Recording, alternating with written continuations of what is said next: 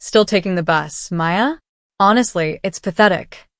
My mother's laughter cut through the crowded Thanksgiving dining room like broken glass, while my golden child's sister flashed a smug smile from behind the keys of her brand new luxury SUV. They thought I was broke, a failure living paycheck to paycheck, because I wore plain clothes and carried a canvas bag. They had no idea that while they were drowning in car payments and status symbols, I owned the global logistics empire moving their entire city. My phone buzzed in my pocket. A quiet notification flashed. Ma'am, your private helicopter fleet is ready. Still taking the bus, Maya? Honestly, it's pathetic. My mother's laughter cut through the crowded Thanksgiving dining room like broken glass, instantly killing the ambient chatter. Every eye at the table snapped toward me. At the head of the table sat my mother, her face stretched into a sympathetic smile that didn't reach her cold, calculating eyes. Next to her sat my golden child sister, Chloe, flashing a smug, triumphant grin from behind the sparkling keys of her brand-new, six-figure luxury SUV. Really, Maya? My father chimed in, swirling his expensive scotch with an air of profound disappointment. Your sister is running 3 corporate accounts and driving the latest model off the lot. Meanwhile, you're showing up to family events in a thrifted coat smelling like public diesel exhaust. When are you going to get a real job and finally buy a car? They loved this ritual. Every holiday was an orchestrated performance designed to pedestal Chloe while grinding my self-worth into the dust. For years, they looked down on me because I wore plain clothes, lived in a modest apartment, and chose to work an unassuming desk job. They had no idea that my entire life was a carefully calculated disguise. They thought I was a struggling failure, a ghost living in the margins. I didn't flinch, didn't argue, and didn't defend myself. I just kept my face neutral, slowly cutting my turkey, and silently checked my watch. The trap was already set, and they had no idea they were walking right into it. To the rest of the world, and especially to my family, I was Maya the nobody. My daily routine was meticulously designed to maintain that illusion. Every morning, I woke up at 6, put on a faded, off-the-rack jacket, laced up scuffed sneakers, and walked 3 blocks to the nearest public bus stop. I rode the crowded city transit for 45 minutes, just like thousands of other commuters, clutching a chipped ceramic mug filled with cheap black coffee. At my office job, a mid-level administrative position at a regional shipping firm, I kept my head down, answered to a boss who half the time forgot my name, and typed data into spreadsheets without a word of complaint. To my coworkers, I was the quiet, invisible girl who brought a brown bag lunch of plain turkey sandwiches every single day. They saw what I wanted them to see. They saw a quiet woman struggling to make ends meet in an expensive city, barely scraping by on an ordinary salary. But none of them knew the truth. None of them knew that the bus stop I stood at every morning was just a block away from a private underground garage where a chauffeur-driven Maybach waited on standby, or that the boring admin job was just a clever psychological experiment to keep me grounded. While my family sneered at my thrifted coats and public transit passes, my real life operated on an entirely different plane of reality. I didn't need to flash expensive status symbols or brag about bank accounts because true power doesn't need an audience. Not yet, anyway. They had no clue how I actually built my fortune, nor did they remember why I walked away from them at 18. When my parents cut me off for refusing to go into traditional corporate management, they thought they were crushing my spirit. Instead, they handed me total freedom. While my university peers were partying, I poured every ounce of my obsession into algorithmic logistics and automated supply chains.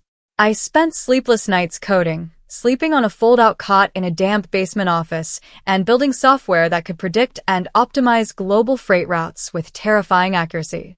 At 24, I landed my first major municipal contract. By 28, my company, Apex Global Logistics, had become the invisible backbone of international shipping. Every time a cargo ship docked, every time an automated warehouse sorted a package, and every time a drone fleet deployed, my software powered it. I didn't just own a successful business. I owned a $2.8 billion empire that quietly controlled the movement of goods across 3 continents. I didn't need a flashy car or a designer handbag because I owned the very infrastructure that manufactured them. I bought my first private island at 30, and my net worth surpassed billions before my hair even touched a single strand of gray. Yet I never told my family. I wanted to see if they loved me for who I was, or if their affection was entirely bound to status and corporate titles. Year after year, their shallow insults proved the painful truth. They didn't value a daughter, they valued a trophy. Chloe was their ultimate investment, while I was the discarded draft. But empires aren't built on loud boasts. They're built in silence, brick by invisible brick. And tonight, the foundation they spent a lifetime mocking was about to collapse beneath their feet. Back at the dinner table, the atmosphere grew suffocatingly smug. My mother reached across the linen tablecloth to adjust Chloe's napkin, her face beaming with unadulterated pride, as if my sister had single-handedly solved world hunger by buying a vehicle. "You really should take notes, Maya," my father said, cutting into his roast beef with aggressive satisfaction. "Success leaves tracks. Look at Chloe. At her age, she's managing a team, pulling down six figures, and financing her own lifestyle. She doesn't rely on handouts or scrape by on pennies. Some people are just built to lead, and others are meant to take the bus." Chloe giggled, taking a slow sip of wine. "It's fine, Dad. Not everyone has the drive for the corporate grind. Some people just don't have what it takes to climb the ladder." They leaned into each other, exchanging knowing, condescending smirks, treating me like a charity case sitting at the adult table. They expected me to shrink. They wanted tears, defensiveness, or a humiliated exit. Every word they uttered was designed to twist the knife deeper, completely unaware that their golden child narrative was about to detonate. I took a slow, deliberate sip of water, letting the heavy silence stretch out. The psychological pressure in the room was palpable, suffocatingly thick, waiting for a spark. They thought they had cornered me, but they had no idea that the person they were mocking wasn't a struggling nobody. The trap was locked, and the final countdown had officially begun.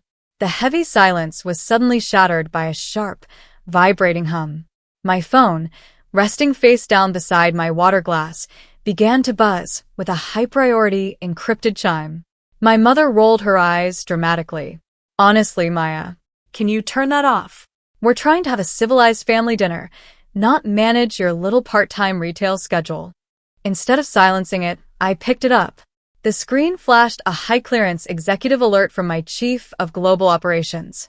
The private line only ever rang for one reason: an immediate, critical directive regarding my billion-dollar assets or my personal transport network. I glanced down at the notification. "Ma'am, the primary executive helicopter fleet has touched down at the municipal helipad. Ground transport is secured. Awaiting your coordinates." My father scoffed, shaking his head. "Look at her.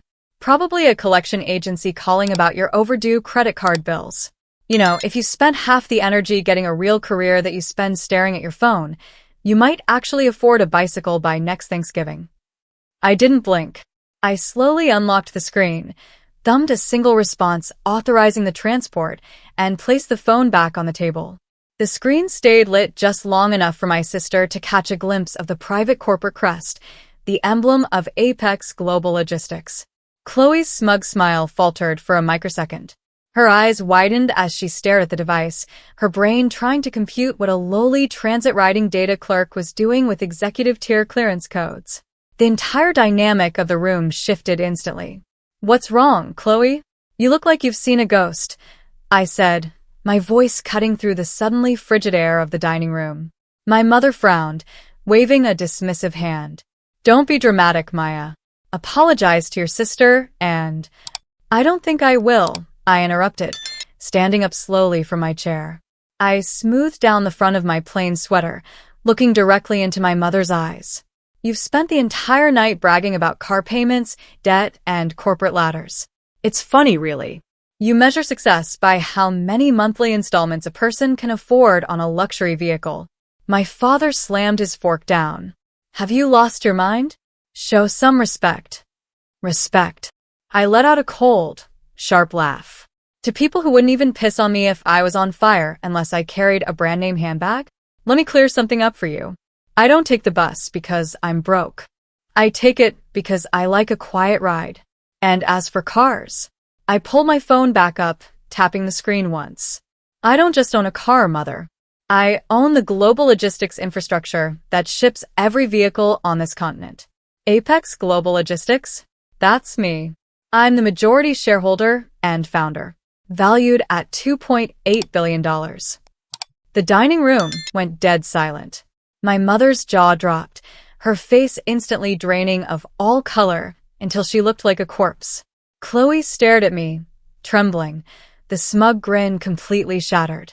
Before either of them could force a word past their paralyzed lips, a heavy, rhythmic thrumming vibrated against the dining room windows.